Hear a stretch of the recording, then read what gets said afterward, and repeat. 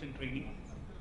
I do not believe I have any recipes for enhancing intelligence, but have a few thoughts which I believe that my technophile salespersons here would also care to attend to, because I'm asking myself questions for quite a few years now as to why is it that this equation that we started off with, intelligent classrooms translate to intelligent teachers, translate to intelligent students, not working.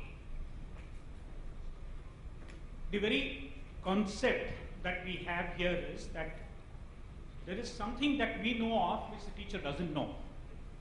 And we would like to come and plant those things in here. And then soon realize that the teacher is perhaps unwilling, perhaps incapable, perhaps not able to see what we want the teacher to see. And the only model we have up our sleeve is training. Training is when you teach a dog to fetch or run, jump across a hoop with fire around it. What do you end up doing? You end up killing that little initiative that the teacher had. The teacher continues to feel incompetent in the light of all these gizmos that come in here and responds to it. Responds in two basic ways. The teacher transforms to a T-Rex, becomes a bully in the class, or becomes a cockroach. She seeks out the nearest pathway through torrent, through Google, into Khan Academy, downloads tons of content, shows it in the class, and believes that she has done her job. Both these are nevertheless, the cockroach will survive. The cockroach will also believe that a large number of our students have succeeded, perhaps for the wrong reasons. The T-Rex is going to become extinct. But both of these don't lead to an intelligent teacher.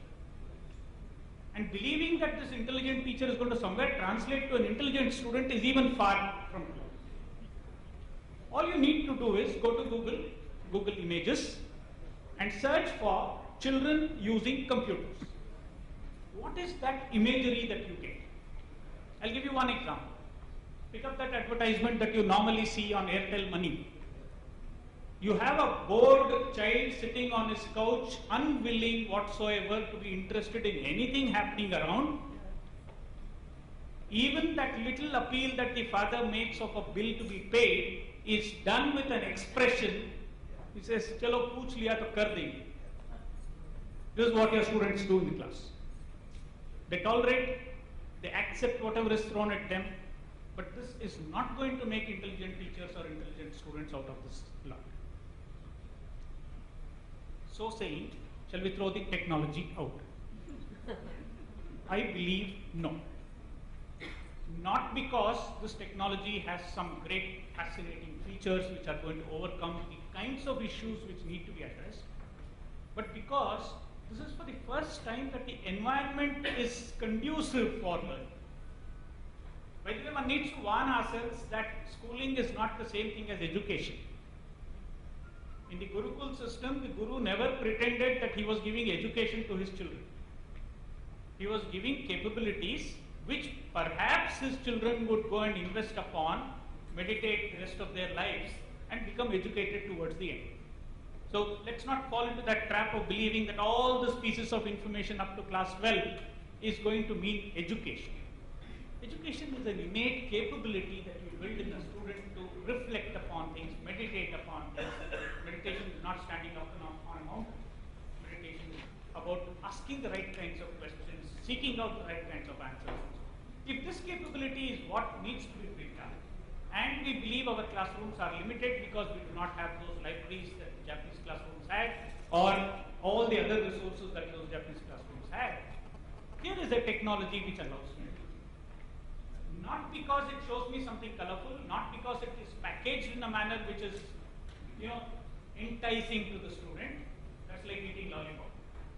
It connects you to the world. It gives you alternate perspectives. It connects you to people who also don't know. It connects you to people who perhaps know it differently.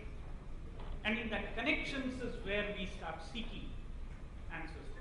It allows me to connect with each other. It allows me to form groups of people who can ask the right kinds of questions. It allows me to believe that I can also create something and contribute it back to the sport. If we can invest on these things, if we can ensure that the connection with the world is what the teacher is going to facilitate, if we can ensure that connecting with each other is what the methodologies in the class are going to actually encourage, and if we are going to lay a premium on the teacher to create and the student to create and start believing that we can also create, perhaps